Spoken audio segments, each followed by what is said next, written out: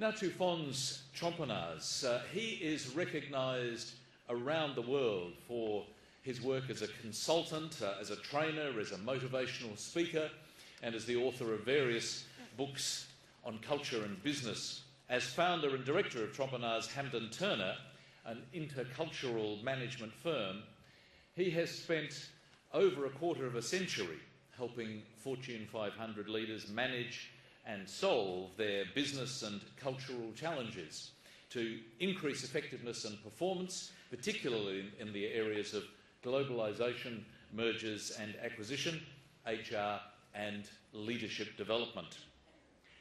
Listed regularly as one of the world's most influential living management thinkers, Fons has been awarded the International Professional Practice Area Research Award by the American Society for Training and Development. He was voted one of the top 20 HR most influential international thinkers, 2011, by HR magazine, and was ranked in the Thinkers 50 as an influential management thinker in 2011. We are delighted that he's with us again. Would you please welcome Fons Trompenaars.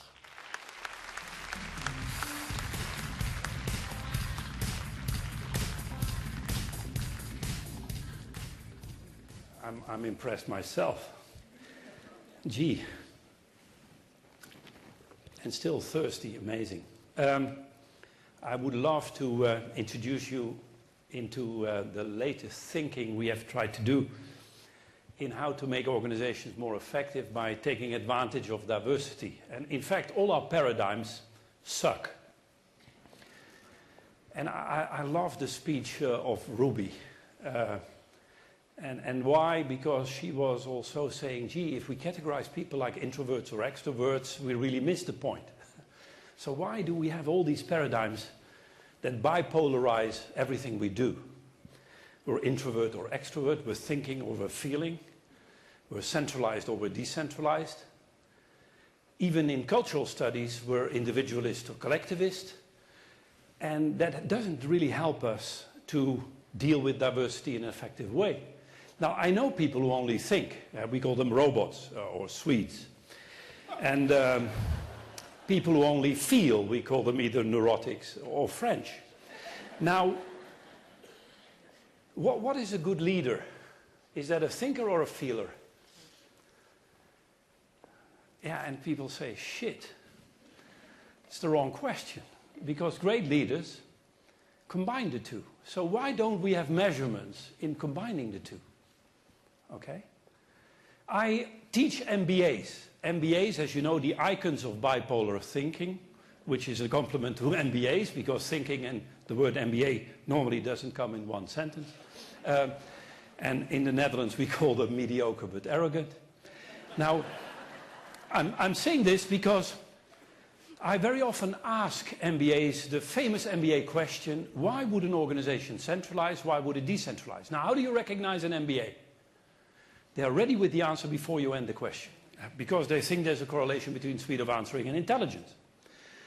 And they say things like, you centralize for standardization, economies of scale, consistency, and you decentralize for being close to the customer, flexible, and what have you, right? And then I ask them the same question, but I add to it, but please first think. And most get nervous because normally that's not part of their education, right? Now, by the way, I have an MBA and a French mother, so I have an excuse for anything. What I want to get over here is that even in diversity thinking, we are hindered by bipolar scaling. What I want to teach, which I do with MBAs too, is that the correct answer to why an organization should centralize or decentralize is that the only reason for centralization is decentralization, and the only reason for decentralization is centralization. But it needs a bit of thinking, because if you're not decentralized, there's nothing to centralize. Got it? One cannot do without the other. If you're only thinking, you're a robot. If you're only feeling, you're a neurotic. And great leaders combine the two, and that's why you have so few. Now, it's interesting because if we take the famous dilemmas of dealing effectively with diversity, and I'll focus a bit on gender later on, is these kind of things. Do you go voluntary or do you go through compliance? And the compromise, which is the end result of bipolar thinking, it's a position in the middle, leads to creative stagnation. Let's take some other dilemmas. Diversity in practice, diversity in principles. More talk than walk. We get top down and bottom up, and what you end up is the credibility gap. And finally, and these are just examples, do we go for inclusive processes or strategic success? And you have wonderfully included people without any realization. And what I want to offer is an alternative to this. And it's just cracking the line. And it's trying to find ways of combining opposites. So how can you enhance thinking through feeling, and how can you enhance your feeling through thinking? How can you be extrovert through being introvert? And it's the contrast that gives us the big difference. And that's why, by the way, we need diversity. Now, can I give you 1 minute? You don't need very much more, and take the first or the second question, or both if you talk quickly, but discuss with your neighbor what are the real meanings for you if you think about diversity. And can you come up with 1 or 2 disadvantages and advantages of dealing with diversity? Okay? Take a minute, discuss it with your neighbor. You can first think, although it very often doesn't help. And I'll be back in 1 minute. Okay? And during the discussion, you're allowed to speak.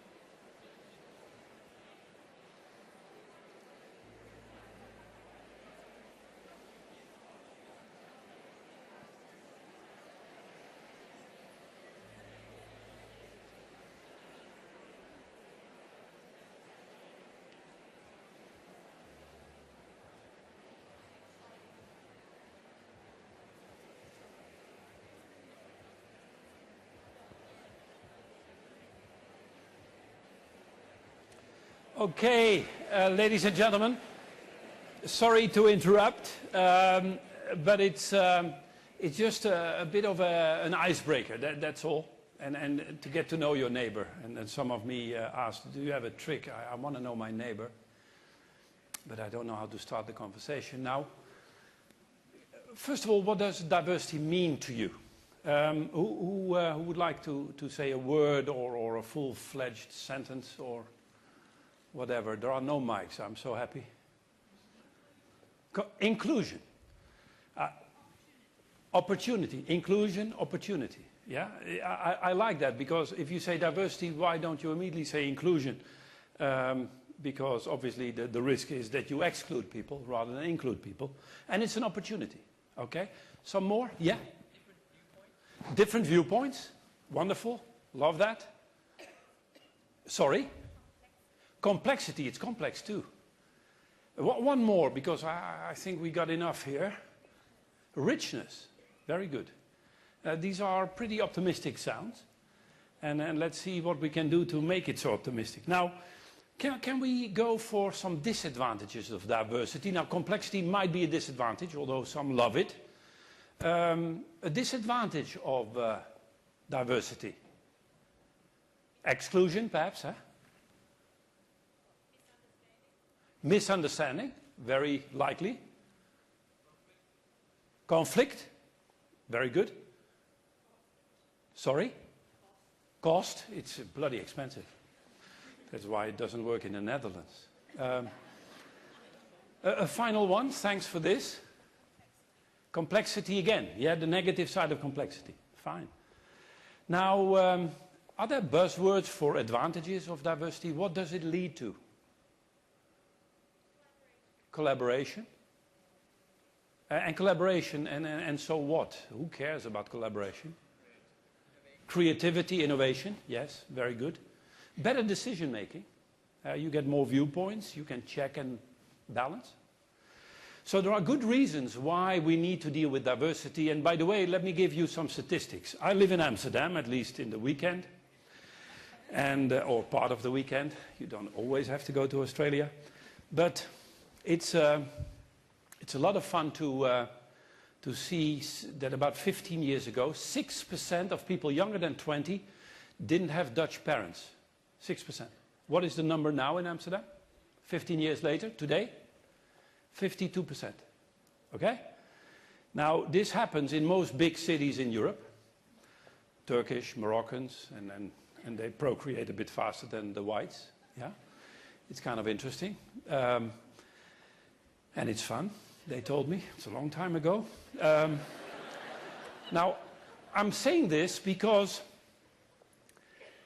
the world is getting more diverse, if we like it or not. Look at the size of airports. We travel more. On the internet, we connect more. And our paradigms, and this is a statement by a German guy with a very Dutch name, Sloterdijk. He's a philosopher. He said, there was a time that we had Americans in America, French, thank God, in France. We had the Japanese in Japan, and they developed half logics. Another word for culture. Culture is a half a logic, yeah? And these half logics works if you have people that are like you around you, right? So integrity for the Americans means the truth, and for Koreans means you help your friend, right? And it's interesting, these half logics work everywhere if you stick to your regional environment. But what you get now is that all these diverse people mix. We even, I don't know in Australia, but we made a big mistake in Holland. We invited females in business, while I thought females were decent people. And now suddenly you have the urge to go into business. Can you? It's amazing. Anyway, I'll come back to the female thing. By the way, married. I live in Amsterdam, so I have to say it's a female. 3 daughters, 2 dogs, female. So you understand why I travel so much. But we have diversity everywhere. We even get, you know, there is a multimillionaire in the Netherlands, 23 years of age. He started up some internet stuff. And there was a sharp question from the audience. He says, sorry, I can't answer this. I'm too old. You have to ask my brother, he's 14. Right? That's the world we're living in. So you get diversity of age, gender, bloody hell, go to the big cities and diversity of anything. And our paradigms are still based on half logics. We had America, that we are now finding out it doesn't even work in America. Yeah? The Anglo-Saxon, interesting ways of thinking. And most of HR, even the word HR is so Anglo-Saxon. You call humans your resources. Yeah, so if you don't like them, you kick them out. Yeah, you go for other resources. There is so much based on half logics. And what I would like to say, we need another paradigm to really get diversity working. Now, let us take, and I'm going back to the literature, what shows make diversity a business issue. Don't do it for the numbers. Who cares if there are females if you don't see that females can contribute something to business, which they can, by the way. What about age? So there are 2 levers I want to dwell on, innovation and sustainability. You cannot be sustainable if you don't take advantage of diversity. By the way, you will get a password where you can download all the slides. I see people making notes, which is fine, but you get a copy of the slides if you like. Now, we did some pre-work, thank you. There were about 62 people who filled it in, which is great because it's almost 10%, which for Australia is very high, I've heard. How important are each of these reasons in driving current and future diversity initiatives in your business? The highest, ensure that people are being fully utilized and that everyone is able to do their personal best. And secondly, acknowledge, respect and appreciate the contributions of different people. Okay? Third, to enhance the creativity and problem-solving abilities of the organization. Interesting? Let's take some more feedback and we'll get you more later on. The climate for diversity. What is most helpful? The management gives equitable consideration to all individuals when considering promotion and task assignments. And ex aequo on 2 and 3, the work environment is challenging and free for discrimination and ethnocentric barriers. And the management provides all employees equal opportunity. Okay? Now, these were the top 4, by the way. Let us take I was, about 3 years ago, I had the opportunity to do some workshop with John Cleese, which is fun. And the fun especially was he's very serious on stage because he was talking about creativity. And as you know, I'm very funny. So together we really covered all the expectations. And it's interesting because we were on a trip from Stockholm to Gothenburg. We had to do 2 types of sessions like this. And we really, without knowing it, especially the first time, we were saying the same things. And so when I was on the train, it's about 2.5-hour train in a compartment reserved for us on the train from Stockholm to Gothenburg, I was sitting with John Cleese, and John said, Fons, I really liked your presentation. Why don't we write a book together? I said, what a great idea. Yeah, and I thought about the role division. Why don't you write, Fons? And I'll put my name on it. Yeah? And we did. And I didn't know too much on innovation and the literature, but I found that all the articles come down to the same thing. What you need for innovation is 3 things on the highest level of abstraction. First of all, diversity. That's why this talk. Secondly, inclusion. And leadership. Now, and the 3 are connected because great leaders make sure that they allow for diversity, but at the same time are inclusive. And in that sense, it's a bit like, if you like, parents with kids, right? They know, listen, there are some rules of the game that includes us all, like going on vacation together or eating together, whatever. And that's why we can allow for a lot of diversity. And it's if you like, the meta-dilemma of diversity management is know that you know what you share. And that's the essence of leadership. Now, let's dwell on this because it needs new paradigms of leadership. Look at all the competencies you use as HR professionals in your company. I'm sure most of them are half the truth. Oh, you know, it's about vision. Yeah, what about execution? It's about teamwork. What about individual creativity? It's about diversity. What about inclusion? Right? You will see that, and run through all the competencies or competencies, being behavior or talents, that you need as a leader. Always look at the other side. If you say one thing, immediately say the other thing, right? And this is something that we are not used to. And that's why we go from fashion to fashion. You know, let me give you another fashion. If you look at the management history, it started with efficiency. You remember that one? It was called scientific management, Frederick Taylor, beginning of last century. Okay? And it was killed by an accident called the Hawthorne experiment, and they suddenly jumped on, it's all about human motivation. This was in the 30s, Maslow, McGregor, Herzberg, and it killed itself by exaggeration. Then it was the client, you remember, the 60s, it was all about marketing and sales, and it killed itself by exaggeration. So you got the next exaggeration that just killed itself, you remember, shareholder value. I wrote an article for the Financial Times in 1999, and everybody was talking about shareholder value. That's so important. And I wrote the article with the telling title, Shareholder Value, the value created for people who never share. And it killed itself like I predicted. And now what is it today? And please promise me don't throw up, okay? If I say it, society. Yeah? It's all about corporate social responsibility. You remember that one? Yeah? I can already see that your company is voted as the most corporate social responsible company in the world. Too bad it forgot its shareholders. It's bankrupt. You know, let me not go into detail, but we go from exaggeration to exaggeration. While if we think about what great leaders do, they say we have 5 stakeholders. Those who represent efficiency and effectiveness, it's called management. And we have our employees that need to be motivated. And we have clients that pay our bill. And we have shareholders that give us resources in the finance. And we have society that have other demands. And you know, these are competing demands. Because if we raise the salary of our employees, the shareholders are starting, etc. And great leaders will say that the value of an organization that makes it sustainable is reconcile the dilemmas between the stakeholders. Very simple. But our paradigms don't allow it. We jump from fashion to fashion. HR not excluded. By the way, I am from HR. I've seen all the fashions coming and going, right? Now, what can we do? First of all, why would we be interested in innovation and creativity? First of all, it unifies diverse ideas and perspectives, yeah? Secondly, very often you see the pockets of innovation, like in Silicon Valley.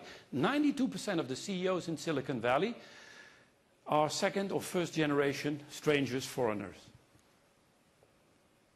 Fine, they start somewhere and spread. It occurs in clusters of diversity and tolerance. And finally, between cultures and where they meet. Let me give you the paradigm I want to practice with you. Let's take what would happen if we keep on going on bipolar scales. And we say, hey, have a look. This is something. Is this a rectangle or an ellipse? And we get all debates. No, it's a rectangle. No, it's an ellipse. Is it centralized or decentralized? And what I want to teach you, these are just the shadows of a cylinder. We have to go one level higher in reality to say, oh wow, the rectangle transcends the ellipse and the ellipse transcends the rectangle, but they are united in a larger whole. And that's what great leaders do. They go to a larger whole and say, both the rectangle and the ellipse can work together. And the symbol of this is a spiral. You connect the opposites to a larger whole. Now, this is a wonderful definition of my friend Charles Hampden-Turner. Innovation is combining values that are not easily joined, therefore scarce, therefore profitable. Okay? Have you ever used the word, we need to add value? Who invented this stupid remark? Michael Porter. He was not only blaming for this stupid remark, for many stupid remarks, right? And I was in a forum with Michael Porter, you know, like an American president, a lack of feedback for about 20 years. And a forum, so I said, Mr. Porter, I always start polite, my mother is French. I said, Mr. Porter, can I ask you a question in front of, about this type of audience? In Atlanta, I remember. Oh yes, Fons, there is a difference. And I said, Mr. Porter, you write a lot about values, the value chain, but have you ever read a book about values? And he got irritated, so my mission was accomplished. He said, what do you mean? He said, now, if you read a book about values, you know you cannot add them, because values are not things you can add. So what do you mean? I was prepared, so I said, let's take a car. What is the value of a car? Could be speed, yes. Could be safety. If you have a speedy car, can you add safety? If you have a safe car, can you add speed? Easy. Let's take the first example. A safe car. Can you add speed? Yeah, for example, you double the engine size. But it might lose safety.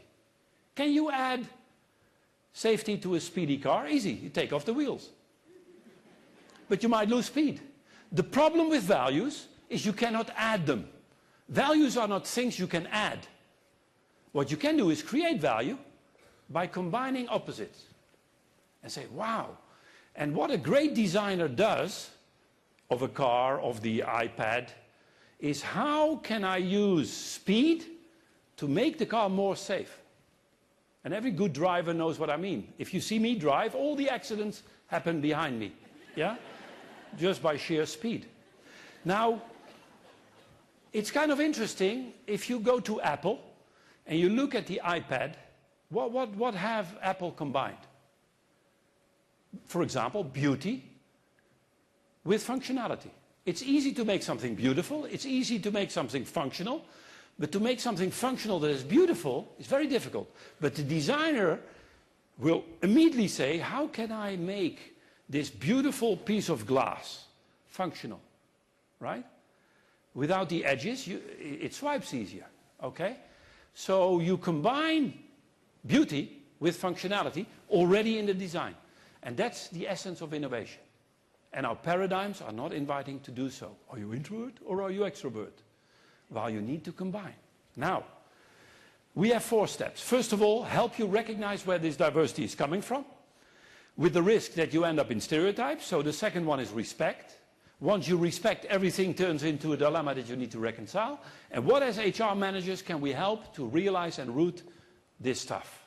Now, what we have found, and I was saying that most of the competence models that I've seen are half lame ducks. And they change every 5 years from one side to the other side. So then it was vision, and then suddenly it's execution. No, it is execution within a vision. Okay? What we have found is that the most essential competence of a leader is to recognize if this is a dilemma or not, because not everything is a dilemma. And if it's a dilemma, how can we reconcile it? And that makes us into a new paradigm that helps us to take advantage of diversity. Now, that's my introduction. Is it clear? I think so. Okay. Now, some research. And this is by Di Stefano and Masneski. And it's interesting. They have found that homogeneous teams obviously have a normal distribution of performance. And if you make your teams diverse, suddenly you get the edges. And the difference is leadership. Okay? Leadership is crucial, as we all know. Okay? Combining inclusion with diversity. I think it's an interesting little picture. Now, some hard evidence. We have developed a questionnaire that I will make available to you, and since I'm Dutch, I have to say for free. It's called the ICP, the Intercultural Competence Profiler. And you can fill it in, and it gives you a little 4-page report. Look at the correlations. We published this in 2001. 21 leaders for the 21st century. It showed these correlations amongst 400 people. Now we have 8,000 people who fill this in with the same correlations. Can I ask you, you are HR professionals. This is not the first time I'm saying this. Even in Sydney and in Melbourne. How many of you are testing the competence of your future leaders in, for example, recruitment? How good they are in dealing with dilemmas? How many of you have give me a phone call and say, I need your questionnaire to test that? It's the highest correlation we ever found between a competence and success. You don't care shit. And I do. And not because I make money out of it, I do something else. You get it for free. Nobody's interested. They're stuck in their bipolar scales. Myers-Briggs and all that crap. Yeah? Look at all your scales. It's all bipolar. Are you one or are you the other? While the essence is how do you combine? And we have a questionnaire. What I like of this questionnaire, you cannot see what we're measuring. Even I, after 15 years of development, I look at the questionnaire and say, what the hell was I after here? Okay? Enough inspiration. Let's now go and practice. Interesting to show, there is some negative correlation between the propensity to reconcile and technical competence. So if you have a good lawyer, they're very often not so good in leading, if you like, because they don't give opposites a chance. And this is interesting. Junior and female leaders tend to compromise rather than reconcile. While if you take females outside of business, they're much better in reconciliation than men. Interesting. And you know, it's morphologically, you have to be careful, but females have a more active corpus callosum, the tissue between the brain halves, right? I don't know if Ruby would agree with me, I'm not an expert, but I was buying 20 years ago a book called Sex and the Brain for completely different reasons. And females apparently have a bigger corpus callosum, which connects left and right brain. Men are more right or left brain, or down in the center. Yeah? In business, suddenly they go for compromise to survive. And that's interesting. Now, culture, the source of diversity. Female, male culture, young and old culture, Dutch and Australian culture, right? It's broad. And the only thing I want to show is that it has layers. It's like an onion. On the outside, we find behaviors, artifacts, products, which cover up a deeper layer of values and norms. And if values have become norms, they become basic assumptions. They slip out of consciousness. And that's the level I want to discuss with you. What are the major dilemmas that diverse groups create? Now, the first one you know, at least if you know a bit basic stuff, because I use this always. I promise for the rest I'm different. And let me summarize. Culture is the end result of people approaching dilemmas, where the dilemmas are the same, but the way we approach them is cultural. And I'll give you some examples in areas of human relationships, time, and nature. Now, this one you know, and if you don't, I asked how many people have heard me in other sessions, and I've heard it's about 100. Now, if they're German, it's great, because, as you know, Germans get jokes the second time. And let me try again and see if you learn something, because getting out of bipolar thinking is not easy. And those who have heard this, I wonder if you come up with the right solution now. I've done, amongst now, a database of 100,000 people that filled in this questionnaire, amongst others, this car accident dilemma. The question is as follows. You're riding in a car driven by a close friend of yours. Your friend is speeding, going 50, let's say, kilometers an hour where you're allowed to go 30, and your friend hits a pedestrian. You come to court, and the lawyer of your friend says, don't worry, you're the only witness. You are witnessing that your friend was speeding and hitting a pedestrian. You're in front of the judge, under oath. And the judge says, sir or madame, what was the speed your friend was going? 2 questions. First of all, what is the right of your friend to expect you to lie for him or her? My friend has a definite right to expect me to lie, some right, no right. Now, before engaging you in a little discussion, can I ask, who would like to be in this situation? I've never had a person who said, I like to be in this situation. As Peter will know, 8 years ago, we still had a president in America where we could make some jokes about. It was so easy. And it's the only participant I ever had in my life who didn't understand the question. Yeah?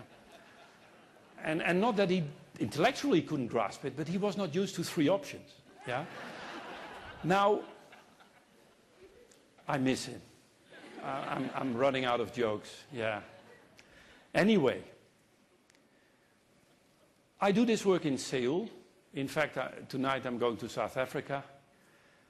A week later I'm in Singapore, and the audience are mixed, but there is a dominance or whatever. And I've never had an individual who said, I like to be in this situation. And the point I'm trying to make is it doesn't matter from what culture you are, this is a dilemma. And isn't that good news? That we are in a diverse world, but what includes us is the sharing of the dilemma. And the resolution of the dilemma is what we call half logic, another word for culture. Okay? Now, companies have tried to solve this, especially in the financial services, by core values. And the least you have, the more your company has some. Yeah? So obviously, did you know the most popular value of companies? 82% of American firms have it. Have you heard of integrity? Yeah? I always, if I see a list of values of a company, I know exactly what they don't have. Yeah? Because otherwise, why would they talk about it? So I was with Merrill Lynch, financial services. Obviously, their first value was integrity. Yeah? And I said, if the value of a value is it helps you to resolve dilemmas, I said, how does, this was the top 80 of Merrill Lynch, how does integrity help you to solve the problem of the dilemma of the car accident? And there was an American who stood up and said, Fons, I could follow you so far, but now I give up. How can integrity be different than my friend not expecting me to lie and me not lie? And fortunately enough, I was interrupted by a Korean who said, John, I disagree. How can integrity be different than me helping my friend? And the fun was that all 80 people in the room understood both. Because if you have a dilemma, and I checked it with you, and Australians would raise their hand if they like to be in this situation, you have both values in you. It's your culture that killed half of you. Cultures are half logics. Human beings have all logics, and what we need is paradigms that capture all the logics. Okay? Now, why did I quote Merrill Lynch? Because they had a second value. We respect the culture of others. I said, this will become a nice afternoon. And I'm asking you the same. Can you take, again, a minute? Normally I give people 20 minutes, but time hasn't helped.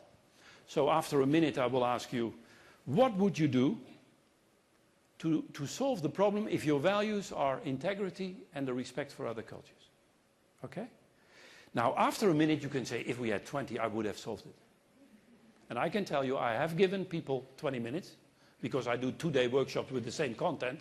You just give them some more minutes. Yeah? And they don't have that excuse. Now, we practice this for those who have been here. See how difficult it is. Good luck. Take a minute. The question is the bottom one.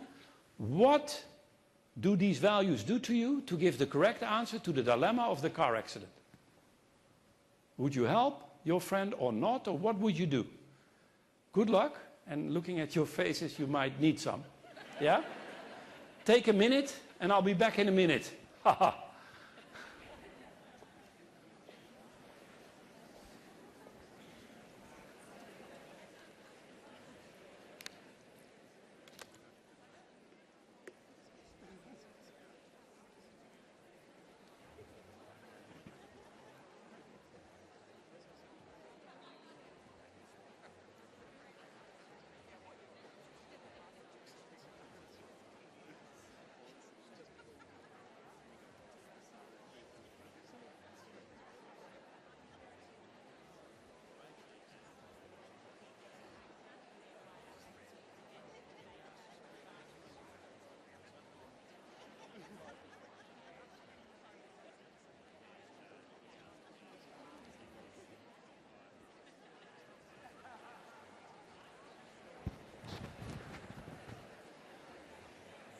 Okay, ladies and gentlemen, sorry to interrupt again, but I don't expect anybody to solve this.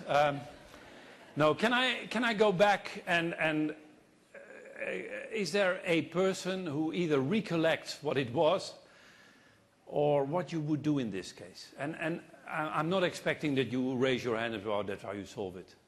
But these are the problems of today. We are in a diverse environment where interpretations of values are completely different. If you talk about teamwork, what does a Japanese think? What does an American think? They have completely different pictures of collaboration, for example, right? Etc. Any value, which is very human. There's nothing wrong with that. Now, the point I want to make here is that the problem is not your lack of answer. The problem is my question. My question assumed something that is wrong, namely that by choosing between a friend and lying for your friend and the truth, you can find more integrity or less integrity. You cannot. Can I give you one advice, especially in HR? You use complex words like competence, integrity. Go to the etymological dictionary and look it up. You will make the hero in the next meeting. People don't know what they're talking about. And it's very simple. When I did my PhD, this was at Wharton, there was a Turkish professor, my Hasan Özbekan, and he says, Fons, you're going to do a PhD here, welcome, and you will therefore buy a lot of books. Sorry, you're from Holland, you will borrow a lot of books, yeah, but buy one. The etymological dictionary, the rest forget it. Gee, it made a difference in my life. Look up integrity. What I loved is one of the definitions. There are many, but they're all about wholeness, by the way. Integrity is about wholeness. Integrity is creating wholeness through the integration of opposites. Integrity is creating wholeness through the integration of opposites. Think about yin and yang. It's a whole, consists of two opposites. Interesting? Right? So you can never find integrity on a linear line because it doesn't integrate opposites. Very simple. So all our questionnaires are useless. Is it A or is it B? Or the Likert scale, which is even worse. It's a compromise between the two. Yeah? I partly agree. Yeah, thank you. So this is what I learned in Japan. In Japan they said, Mr. Trompenaars, your question is wrong. That's what I like. They said what we would do in Japan is we would invite our friend to tell the truth in court himself, and we will talk to the judge to lower the sentence for his courage. And what was done? Instead of going on a linear line, you crack the line and you invite for reconciliation. Let's practice this 5 times. This dilemma is called universalism versus particularism. Don't be afraid. A universalistic culture goes for this. They say, my friend has no right or some right and I will not help. Why? We need to be consistent. There are procedures and rules that we need to follow. And those are the people who say, be flexible, be pragmatic. The Latins, the Arabs. It depends. Those are the people who say, what happened to the pedestrian? The French. And if you say, oh, it was killed, oh, then I should have helped my friend. Yeah? Or the Italian, what happened to the car? Yeah? There are important things in life. right? And we have both, because, have a look. This is our 100,000 people database, perhaps a bit less because we have 60 countries in our database. This is only 25. Switzerland, 97%. Look at the second line. My friend has no right or some right, and I will not help by lying. And you see all the Protestants from Germany to Switzerland, all the Protestants, as you know, the Protestants have seen the light. There's one truth and God is checking it. That's why you feel guilty all the time. He saw it. Yeah? The Catholics, starting in France and going down to Venezuela, said, perhaps God wasn't looking. Yeah? And if he looked, he will understand. And if not, we go for confession, right? It's good that we can sometimes laugh about religion. Now, let's have a look at what this means. People at the top talk about globalization, the universal truth from headquarters, and at the bottom they say, but we are unique. It doesn't apply to us, right? One is not better than the other. That's why I can easily make bar charts and make jokes about the top, because the risk is, if I don't, the top says, Mr. Trompenaars, I knew the Venezuelans and Koreans are corrupt. You can't trust them. They always help their friends. Till I did a workshop in Korea, and a Korean came to me and said, the Americans are corrupt. I said, why? You can't trust them. They won't even help their friends. So by what do you want to be corrupted? And I'm doing this to show that any value that is disconnected from its opposite leads to a pathology. Okay? And be careful that your job doesn't go from one pathology to the other. Right? Now, let's take Belbin. That's one diversity I want to discuss with you. Belbin, Meredith Belbin, and he did a job at the University of Cambridge as a PhD student, and he took the top professors of Cambridge in one team. He called it the Apollo team, and they did a non-computerized, he is now 78, a long time ago. He did a business game. And the top professors of Cambridge, known as the most creative ones, were playing at random. Groups, students, janitors, coffee, whatever, all in one team, and they played each other. And 3 times, it was a 2-day game, 3 times. And you guess the result. The at random team beat the shit out of the professors 3 times in a row. Conclusion of his dissertation, if you put creative people together, they kill each other. And the creativity of the team goes down. Positively, you need 9 team roles to make a team creative. Have a look. You need the plant, which is the creative mind, but you need the monitor evaluator that is critical of any idea. You need all kinds of stuff like the resource investigator, the implementer, the coordinator, formerly known as the chairperson or the chairman. And what we have done is that if you have all 9 roles, it's not good enough, especially the role of the coordinator is to integrate the different team roles. Let's take, for example, the particular idea. The plant comes with a unique idea, and the monitor evaluator, better known as the critical bastard, kills the idea, right? Do you know this? And this is the first stage in the innovative process. Towards the prototyping, you get ideas that are killed. And you know that in your team. Try to crack the line. That's what a good coordinator does, okay? And if you overdo critical appraisals, the monitor evaluator, you kill any idea at birth. If you go into only plants without criticizing them, you end up in the Amsterdam coffee shop, yeah? The blue sky. What great coordinators do is realize ideas through critical oxygen. The role of leadership in diversity management is crucial. They say, I like this view, I like that view, can we not combine? And this is called, for example, synectics. There is a Belgian professor, as you know, there's only one. And the Belgian professor, De Bruyne, did research on creative problem solving. And he found, and he called that synectics, and together with a British author. And he said, what you could do, for example, if anybody comes up with an idea, you can criticize the idea under 2 conditions. You first have to say 2 good things about the idea that makes people listen. And secondly, you start your criticism by saying, how can I help you overcome? And then you give your criticism. The creative output of a diverse team goes up by 40% if you just practice this. Very simple, right? But you need to go off the linear line. Now, compliance is the universal truth, especially coming from America. We need numbers. It's not good enough. Because you're politically and legally correct, but you set up, for example, females for failure. If you hire females for just that they are female, not good enough. If you don't do it, you get costly litigation, and it's not what you want. This is called the law of requisite variety. This is a basic law in system theory that any system will die if the system doesn't have at least the variety of its environment. And I'll come back to that with some examples how to do this at the very end. Mass customization is the reconciliation of the first one.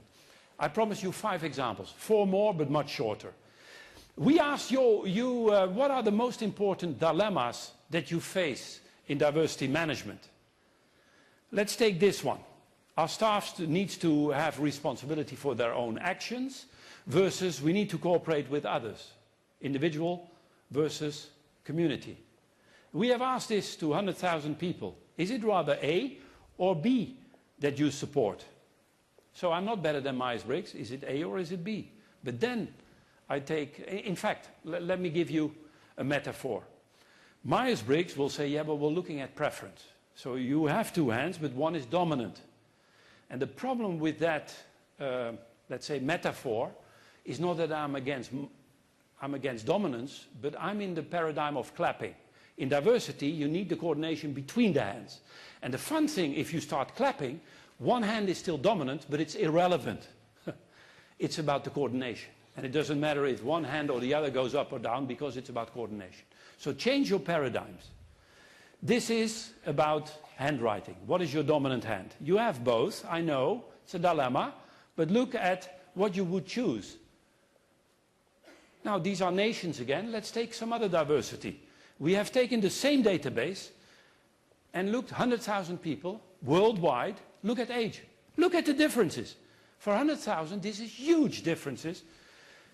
Communitarian people are more old, or older people get more group-oriented, and young people are more individualistic.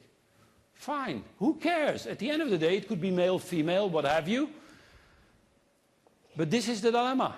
If you have them together, young and older people, Israelis and Egyptians, it will be a long time, is you get this dilemma. Do we go for individual performance or team cooperation? Your reward systems that you develop or co-develop in your organization. First of all, go to YouTube and look at Daniel Pink. I hope you've seen that. Any HR professional should look at that. Look up Daniel Pink, RSA on motivation, and you see a 10-minute video which accounts for about 80% of the failure of most reward systems. If it's still based on money, throw it out of the window. We have seen this with bankers. It only demotivates.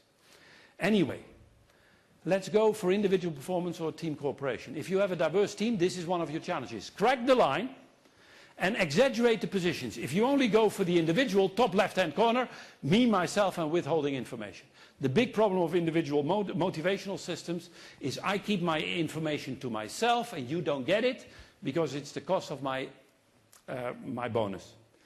Ask the Japanese what is the problem of the team. It leads to mediocrity. Nobody dares to stick out their neck.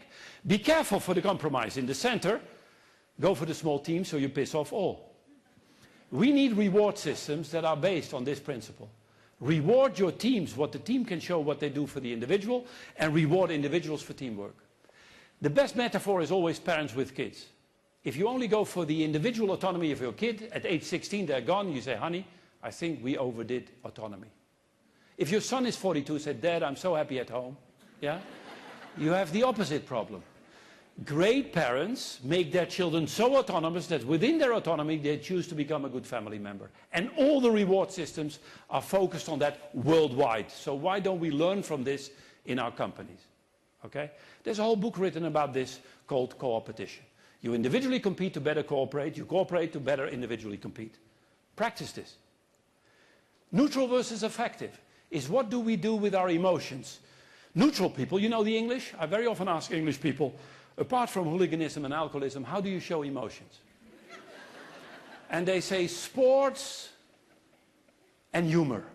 And lately they combine the two. Now, this is what we asked to measure this, okay? And you see that people who agree that it's unprofessional to show, this is the degree of agreement, now in different businesses.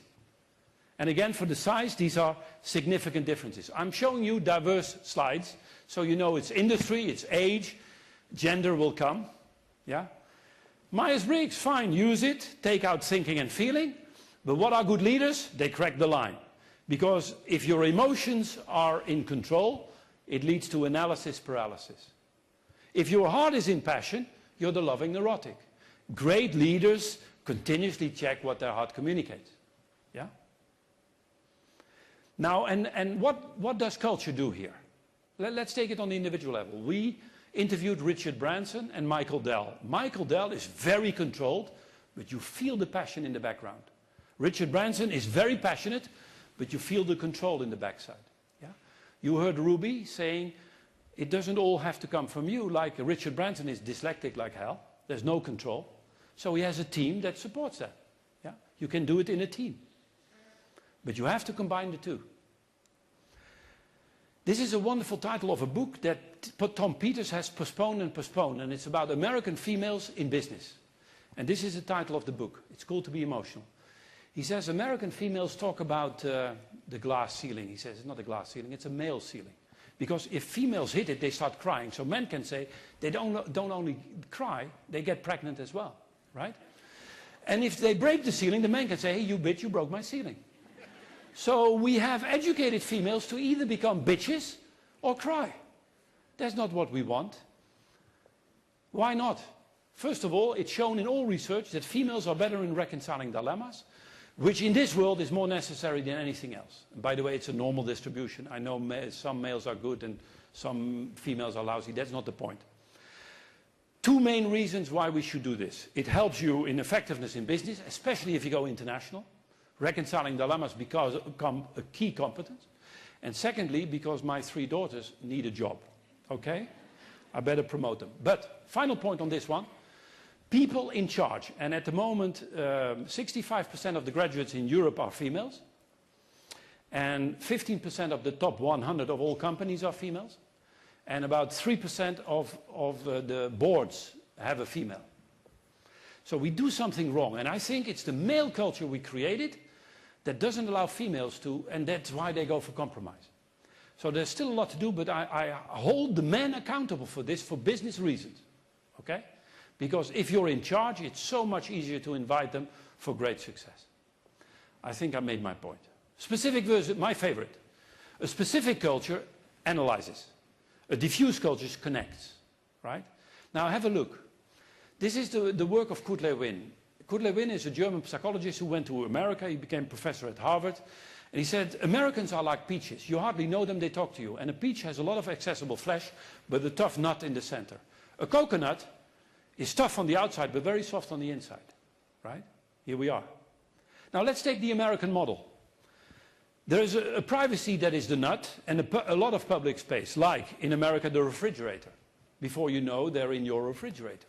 It's public for the Americans. For most Europeans, I don't know in Australia, but in Europe it's like a rape. What the hell are you doing there, right? And cars. I didn't have a car. Typically Dutch, you borrow one. The Americans, you need my car? Take my car. And it's interesting, because it's public. Have you tried this in Germany? Take my car. Are you kidding? My car is mine. You take my wife, but leave my car, okay? Etc., etc. Now this leads to a specific relationship. If I relate to you, you relate to me, cut the crap, what is this about? Are you married? What for? Tax deduction. It's clear, okay? Even titles. When I got my PhD, suddenly they called me Dr. Trompenaars. I said, gee, this looks like Germany. But I did one step outside of the university, same people called me Fons.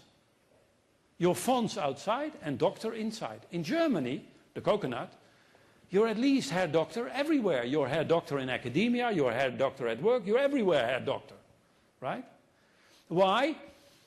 Because Germans initially have no relationship. They call you Sie and not du. But once you know each other, and it starts normally in October, Munich, this happens. You share everything. Even your wife is called Frau Doctor. Now the biggest problem in the world of diversity is where the peach meets the coconut. and it's wonderfully described between gender by Deborah Tannen.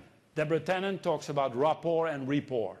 Rapport is specific, rapport is the whole system, right? Favorites, I'm so happy she's female so I can pick her jokes and not being discriminating. She says this man walks to the fridge, takes a bottle of Coke, starts drinking it, and his wife says, "Sorry, honey, what are you doing?" She says, "I'm drinking Coke." She says, "Can't you ask me if I'm thirsty?" "Oh, sorry, dear, are you thirsty?" "No, I'm not." It drives men crazy. If you're not thirsty, shut up. But I'm not asking, you get my point? It's not about the Coke. Do you take me seriously? Right? I could have had thirsty. And men are specific. If you're not thirsty, shut up, okay? This is this problem. What is public and what is private? Now, how did we measure this? A boss asks you to paint his house. Dear boss, you don't have to paint if you don't feel like doing it. It's specific because he's the boss inside, not outside. You get it? Like a title. Versus diffuse, it's my boss, I need to paint. Have a look. The Swedish and the Dutch, 91% says, dear boss, go to hell. And as you know, 9% are immigrants. And you go down and you end up in India, 26%. Now, very disappointing are the Japanese. I expected the Japanese close to China and India. And we interviewed the Japanese and they said, your question, we miss an option. I said, what's the matter again with you Japanese? And they said, in Japan, we would never wait till the boss asks. Yeah? Now, some of your dilemmas related to this, cost consciousness, which is specific, satisfaction and motivation of people, which is diffuse. Diversity management, how do you combine the two? Deborah Tannen, do you go for tough reports on, you know the discussion in diversity management, positive discrimination, be tough on them or not? It's not where you find the solution. You have to crack the line. And that's what wonderful Deborah Tannen says. If you go specific, you end up in tough report and you piss them out, any minority group, too easily. If you pamper them only, you get close rapport, which is false. And people will say, they're positively discriminated. What helps in diversity management? Any minority, strong rapport. You start with strong, again, we can learn this from the teaching of parents. Parents have a rapport with their kids which allow them to be tough, okay? So you build a system of trust within which you're tough like a nail. And that combines positive discrimination with equal opportunities. A very big dilemma in diversity management, but you need both. Read Deborah Tannen with the very telling title, mostly on gender, You Just Don't Understand. Wonderful. Now, moments of truth. Be specific where to go deep. I love this one, it's about leadership. Is status built on what you do or who you are? What you do is bottom up, who you are is top down. Ascribe status, family, age, gender, education are important. In achievement-oriented culture, I don't care. Don't ask me if I'm male or female, or if I'm young, what family I have. It's about my last performance, okay?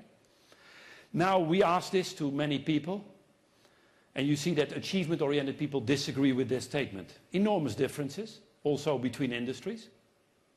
Yeah? So I'm showing you different type of diversity. It doesn't matter. If you only go for getting people and look at what they do, the risk is lost democratic leadership. Too much democracy is killing. We have it in the Netherlands. Bosses don't dare to take any decisions. They involve another group for discussion and another group.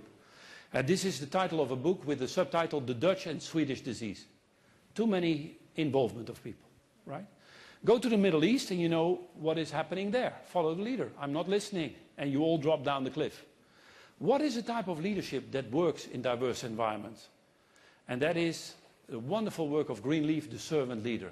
Let me give you the headlines. The servant leader holds the ladder of others to climb. And Greenleaf said, I've seen leaders in our company, AT&T, coming up to the top. Within a year, they were gone.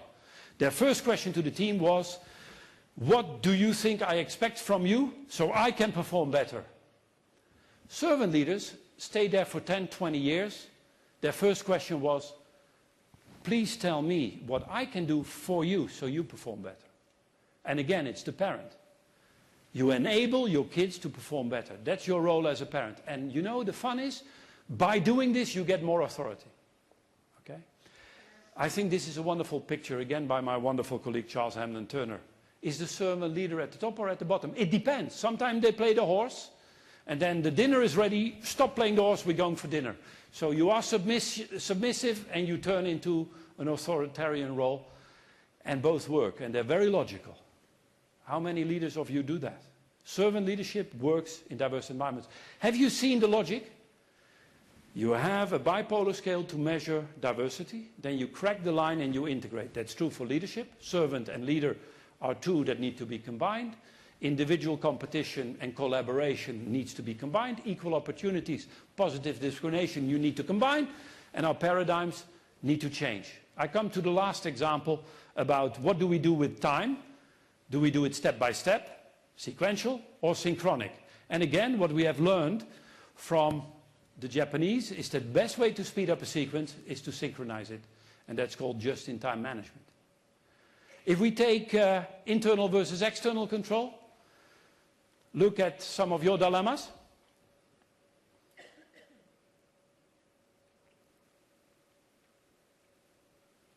Let's take internal control, the boxer. I play my own game, versus judo. What is my opponent doing so I can take advantage of the movements they're making? In football, English football, kick and rush, versus catenaccio by the Italians. You wait and see for the weak moment and you attack. Right? We have measured this by Julius Rotter's scale. A, internal control, B, external control. Look at the differences across gender. And look sharply, because, sorry for the labels, males and females worldwide score the same. Males are more internally controlled. They feel in control of their destiny. Females are more externally controlled. By the way, one is not good or bad, except in the Netherlands. Where, now, there's one hiccup with my questionnaire. It's only people from business. 98% are people from business.